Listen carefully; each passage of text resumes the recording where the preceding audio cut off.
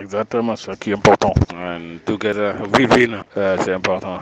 Évidemment, comme on dit, en connaissance africaine, long combat de Mandela, je veux dire, tous les sacrifices qu'il a consentis pour que son peuple soit évidemment retrouve sa liberté, retrouve sa dignité. Je veux dire que l'oppression, voilà, qu'il subissait évidemment de la part de l'apartheid s'arrête en Afrique du Sud. Exactement, comme tu dis, évidemment, son élection au pouvoir en Afrique du Sud, évidemment, a traduit la démocratie, de retour évidemment de la démocratie en Afrique du Sud. Voilà, je veux dire, évidemment, avec Warman Van Boys, évidemment, des élections que personne ou nul ne peut contester, la transparence, évidemment, traduisant la réelle volonté, je veux dire, du peuple sud-africain, exactement, de mettre fin à la domination de la minorité blanche, exactement. Donc, évidemment, son élection, comme je l'ai dit, traduit au-delà de One Man, One Voice, évidemment, la vraie démocratie de la société sud-africaine. Parce qu'évidemment, au-delà, je veux dire, de la victoire de la majorité noire, évidemment, Mandela ne l'a pas traduit ainsi.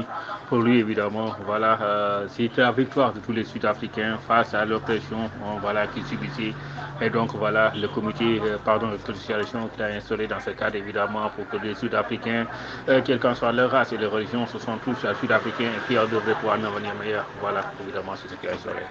Évidemment, donc, voilà, sa nation, Rainbow ou Arc-en-Ciel, évidemment, pour lui, évidemment, c'est l'occasion de faire valoir, évidemment, les compétences de chaque Sud-Africain pour que, voilà, l'Afrique du Sud, évidemment, soit une nation où chaque Sud-Africain est fier et œuvre, je veux dire, pour un développement global.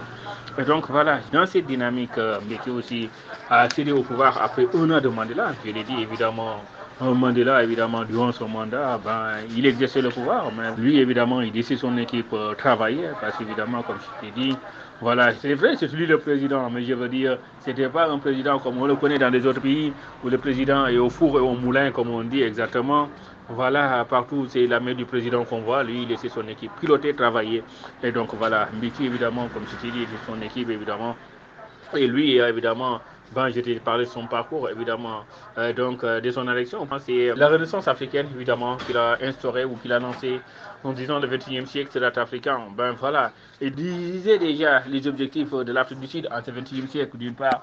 Mais voilà, au-delà de ça aussi, les objectifs que se fixe le continent ou qu'il fixe pour le continent. Parce que voilà aussi, c'est ça, avoir une vision, voilà, quand on est leader. Donc, exactement, son leadership s'est imposé aujourd'hui sur le continent. Voilà, parce que dans tous les pays du continent et même de la diaspora, voilà, la Renaissance africaine qu'il a lancée ou qu'il a instaurée ou qu'il a mise en orbite, voilà, a des choses qui ont fait. Je te dis exactement dans tous les pays, voilà, des mouvements, des partis de renaissance africaine, des symboles de la renaissance sont en train d'être créés ou sont créés. Et je te dis même, nous qui étions dans la diaspora, notre mouvement en 2002, nous étions dans la diaspora, nous avons lancé exactement pour que cette renaissance et l'unité du continent triomphe pour toujours.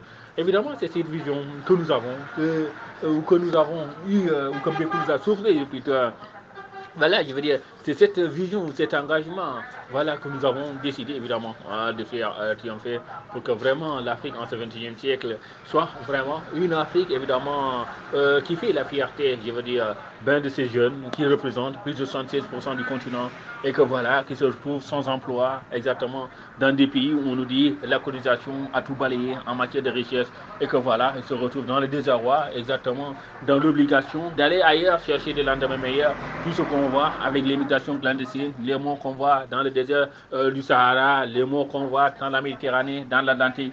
Voilà, évidemment, ça montre comment cette jeunesse africaine est ambitieuse, je veux dire. Nous n'avons pas dit que la jeunesse doit partir par l'immigration clandestine à l'autosuicide, comme on dit, mais nous avons dit que voilà, ça montre la détermination de cette jeunesse à œuvrer pour s'en sortir. Et ce qui signifie évidemment qu'il suffisait juste que les États leur donnent le minimum pour qu'ils puissent œuvrer davantage dans leur pays et œuvrer pour le développement de leur pays. Mais voilà, je veux dire, les gouvernements de la bande du Sahel, si on cible cette zone évidemment, voilà, apparemment, n'ont pas fait grand-chose pour répondre aux aspirations de leur jeunesse. Et que voilà, à la place, évidemment, c'est l'Occident qui vient de leur imposer un autre ordre du jour en leur proposant le terrorisme à la zone du Sahel, au lieu qu'ils réclament à l'Occident ou qu'ils disent à l'Occident clairement que les besoins de la bande du Sahel, c'est bien l'emploi de nos jeunes, exactement, c'est bien donner de l'emploi à tous les gens de notre monde rural, c'est bien miser évidemment sur les secteurs de notre activité traditionnelle et que voilà. En tout cas, en Renaissance africaine, nous allons faire ça.